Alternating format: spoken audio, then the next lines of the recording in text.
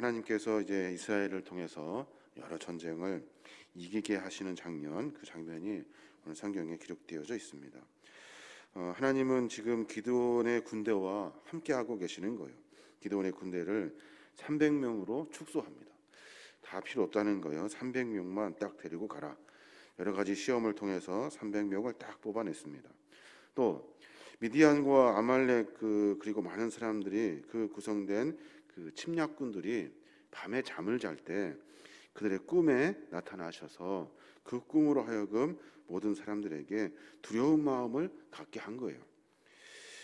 군대를 줄이시고 그리고 작전을 하나님께서 하나씩 펼쳐주고 계시는 거예요. 그 꿈을 통해서 이스라엘 용사의 침략군들이 패할 수밖에 없는 그 상황 하나님께서 만들어 가신 거예요. 그 꿈 내용이 뭡니까? 우리가 어제 봤는데 그 꿈 내용이 뭐냐면 보리떡 한 덩이가 미디안 진영으로 굴러 들어오는 장면이에요. 보리떡이 뭡니까? 보리떡은 여러 가지 가난한 가정에서 먹는 천박하고 값싼 음식이죠. 여기서 말하는 보리떡은 이스라엘 민족을 가리켜요. 장막을 어딥니까? 보리떡이 막 굴러와가지고 장막을 덮쳤대요. 장막은 유목과 약탈을 위주로 생활하는 그 미디안 족속을 상징하고 있는 거예요. 그러니까 미디안 족속들이 밤에 잠을 자는데 꿈에 이런 일들이 나타나는 거예요. 자기들도 분명히 알아요. 보리떡이 누구를 상징하는지, 장막이 무엇을 의미하는지를 잘 알죠. 그러니까 백성들이 그 온 침략 미디안 군사들이 두려움에 떨게 되는 겁니다. 거기에다가 하나님께서는 기드온 300명들에게 큰 용기와 확신을 주시려고 그들이 적군에 이렇게 정탐할 때 그때 서로 그 꿈 얘기로 두려워하는 이야기를 듣게 하셔요. 그리고 난 다음에 기드온의 300용사들이 이 전쟁은 하나님께서 우리에게 맡겨주시고 계시구나. 이 전쟁은 하나님께서 우리 편이 되어 주셔서 일하고 계시구나 라는 사실을 깨닫게 됩니다. 그러니까 300용사들이 큰 용기를 얻어서 그 침략군들을 용기를 가지고 점령할 수 있게 되는 거예요. 몇 가지만 좀만 더 생각해 보면 우리가 어떻게 우리가 여러 전쟁의 상황 같은 이 현실에서 하나님으로부터 승리를 맛볼 수 있냐는 거예요. 오늘 몇 가지를 이렇게 정리해 보면 그리스도인들, 신앙인들의 승리의 비결이 오늘 나와 있어요. 그 승리의 비결이 뭐냐면 첫 번째는 하나님이 우리와 함께 하신다는 사실. 이 사실을 잃어버리지 않는 거예요. 그러니까 300명의 정용사들을 선발한 직후에 기드온이 함께 침략군의 진을 정탐하고 있어요. 그때 그 꿈 이야기를 듣습니다. 그리고 나서 모두가 마음 가운데 깊이 새겨요. 뭘 새기냐면 하나님이 우리와 함께 하시는구나. 자기들에게는 전쟁도 그리고 무기의 숫자도 군사의 숫자도 그리고 여러 가지 준비되어지는 것들이 빈약하다는 것을 잘 알고 있어요. 그런데 분명한 것은 하나님이 우리와 함께 계시다는 거예요. 꿈을 통해서 그들을 두려워하게 하셨고 그리고 자기들과 함께 하셔서 여러 것들을 처음부터 끝까지 하나씩 다 디자인하고 계신 거예요. 다 필요 없다는 거예요. 300명만 모아라. 다 필요 없다는 거예요. 다 집으로 돌려보내고 그리고 방패, 칼 이런 거 필요 없다는 거예요. 다른 것들 가지고 하나님께서 일하신다는 거예요. 또 하나는 열악한 환경을 보고 낭망하지 않아요. 환경이 열악하잖아요. 여러 가지 것들로 열악해요.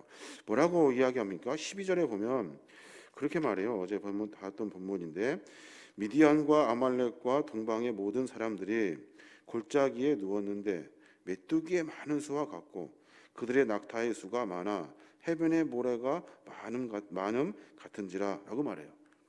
정탐하러 딱 올라가서 보는데 그 진영의 군사들이 거기에서 쉬고 있는 것을 가만히 보니까 엄청난 거예요.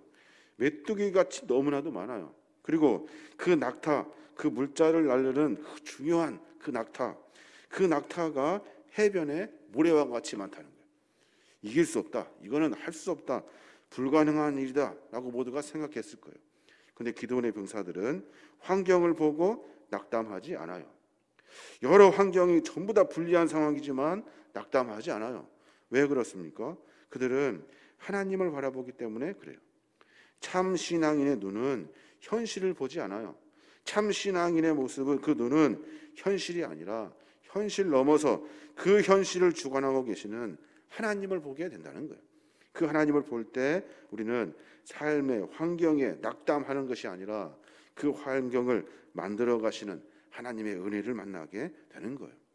기드온의 병사들이 지금 그런 일들을 하고 있는 거예요.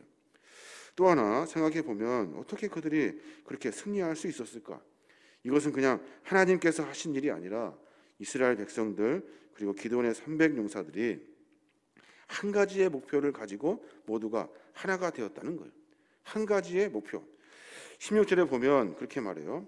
300명을 세 대로 나누어 각 손에 나팔과 빈 항아리를 들리고 항아리 안에 횃불을 감추게 하고, 또 17절에 그들에게 이르되 너는 나만 보고 내가 하는 대로 하되 내가 그 진영 근처에 이르러서 내가 하는 대로 너희도 그리하여라 라고 말해요. 300명의 용사들이 지금 어디에 초점을 맞추고 있는 거예요?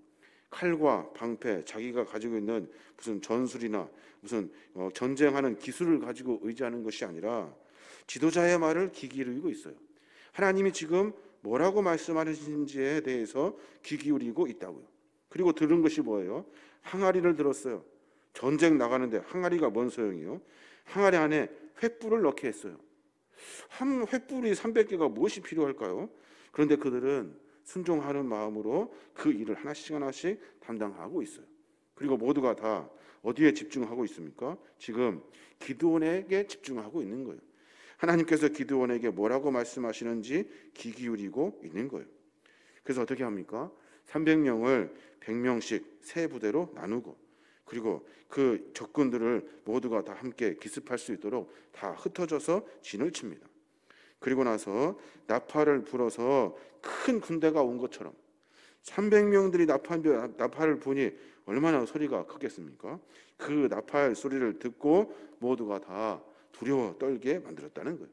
그리고 항아리를 깨트리는 그 소리, 쨍그랑 하는 소리, 그 소리로 말미암아 적군에게 정신적인 충격을 주었을 거예요. 그리고 감추었던 횃불을 일거에 다 비춥니다. 마치 큰 대군이 온 것처럼 그렇게 한 거예요. 근데 생각해 보니까 이 작전은 상당히 위험한 작전이에요. 300명 중에 누군가 한 명이라도 항아리를 떨어뜨리거나 횃불을 먼저 보이거나 나팔을 먼저 불었다면 그 일은 되지 않는 일이에요. 모두 그 300명이 일사불란하게 한 목표를 가지고 지금 일을 하고 있는 거예요. 하나님께서도 우리의 삶의 모습 가운데 분명하게 말씀하셔요. 우리의 목표가 뭐냐는 거예요. 우리가 분명히 하고자 하는 일이 무엇이냐는 거예요. 다 각자 흩어져 삶을 살아가고 있지만 각자의 삶 속에서 하나님이 이루시고자 하시는 거룩한 뜻이 있다는 거예요. 신앙인들은 그것을 바라보며 전진할 수 있어야 하는 거예요. 300명도 각자의 삶이 있었겠죠. 그러나 하나님의 거룩한 성전에 하나님의 거룩한 용사로 백성으로 불림을 받은 믿음의 종들은 한 목표를 가지고 하나님이 무엇을 원하시는지에 대한 목표를 가지고 삶을 살아야 하는 거예요. 그러니까 귀를 기울여야 하고 집중해야 되고 모두가 일사분란하게 한 마음이 되어야 하는 거예요. 서로 한 마음이 되어서 오직 하나님과 그 나라를 위해서 거룩한 목표를 세울 때 그때 우리는 승리하게 되는 거예요. 세상은 전쟁터와 같아요. 세상은 계속해서 싸워야 하는 전쟁터라고요. 우리를 하나님께서 거룩한 십자가의 군명으로 불러주셨어요. 날마다 매 순간마다 우리의 영혼을 넘어뜨리고 미혹시키려고 하는 대적 마귀와 싸워야 하는 우리는 십자가의 군병이고 전쟁터, 영적인 전쟁터에 살고 있는 거예요. 어떻게 그 상황에서 승리할 수 있을까요? 어떻게 그 상황에서 이길 수 있을까요? 진정 하나님이 우리에게 승리하게 하기 위해서 우리로 하여금 요구하시는 것이 있어요. 지금 네가 누구와 함께 있냐는 거예요. 누구와 함께 하냐? 지금 너를 주장하고 계시는 분은 누구냐는 거예요. 하나님이라고 확신할 때 하나님은 우리를 통해서 일하시는 것에 거룩한 능력을 우리에게 확실히 보여주고 계시는 거예요. 어제 읽었던 본문에 보면 참 신기한 말씀들이 많아요. 뭐냐면 계속해서 하나님께서 명령하셔요. 2절에 보니까 백성이 너무 많다. 다 돌려보내라. 4절에 보니까 또 그래 말해요. 이 사람이 너와 함께 가리라 하면 그는 너와 함께 갈 것이요. 계속 하나님이 명령하고 계시는 거예요. 7절에도 여호와께서 기드온에게 이르시되 내가 이 물을 핥아먹은 300명으로 너를 구원하리라. 그리고 뒤에도 이 9절에도 뭐라고 합니까? 그 밤에 여호와께서 나타나셔서 말씀하셔요. 11절에도 그들이 하는 말을 들으라. 하나님은 계속 우리와 함께 하셔서 말씀하시고 깨닫게 하신다고요. 계속해서 메시지를 주고 계셔요. 영적으로 닫혀져 있고 눈으로 보지 못하고 우리가 확인하지 못하고 하나님을 인식하지 못하면 수없이 말씀하시는 그 소리를 듣지를 못해요. 그러니까 하나님 어떻게 합니까? 귀를 기울일 때 하나님은 우리의 인생에 만들어 가시는 그 은혜를 우리가 만나게 되는 거예요. 주변 환경 보면서 전전긍긍하는 것이 아니에요. 우리는 주변 환경은 중요하지 않아요. 하나님이 우리를 통해서 일하실 것이 훨씬 더 중요하다는 거예요. 이 믿음의 가치를 가져야 하는 거예요. 싸움은 혼자 싸우는 것이 아니에요. 같이 함께 연대하여 하나님의 거룩한 뜻을 이루어 가는 거예요. 그러니까 나와 함께 있는 자들이 누구인지 확인해야 돼요. 나와 함께 믿음의 일, 거룩한 사역을 감당할 자가 누군지를 둘러봐야 돼요. 모두 함께 합심하여 하나님의 거룩한 뜻을 이루어 가는 거예요. 이거는 막연한 이야기가 아닌 거예요. 우리 참된 그리스도인의 삶의 모습을 말하고 있는 거예요. 오늘 하루 가운데 그런 고백이 좀 있었으면 좋겠습니다. 하나님, 주님은 나와 함께 계십니다. 함께 계심의 믿음을 가지고 우리의 상황을 보는 거예요. 계속해서 말씀하시고 깨닫게 하시고 하시는 하나님의 거룩한 메시지를 발견하는 거예요. 그리고 우리가 환경 보고 전전긍긍하는 것이 아니라 환경을 뛰어넘어 일하시는 하늘의 일을 만나는 거예요. 또 함께 연대하고 합하여서 하나님의 거룩한 목표를 이루어 가는 거예요. 이런 삶의 모습을 통해서 하나님은 우리를 통해 일하시는 겁니다. 우리 인생을 만들어 가시는 거예요. 저 여러분이 그런 고백으로 말미암아 하나님이 원하시는 귀한 뜻을, 별로 이렇게 오래 살지 못하지만 100년 200명 사는 거 아니잖아요. 짧은 인생이지만 그 인생 가운데 하나님의 거룩한 뜻을 이루어갈 수 있어야 하는 거예요. 그렇게 믿음 안에 승리하시는 저와 여러분이 되시길 주님의 이름으로 축원합니다.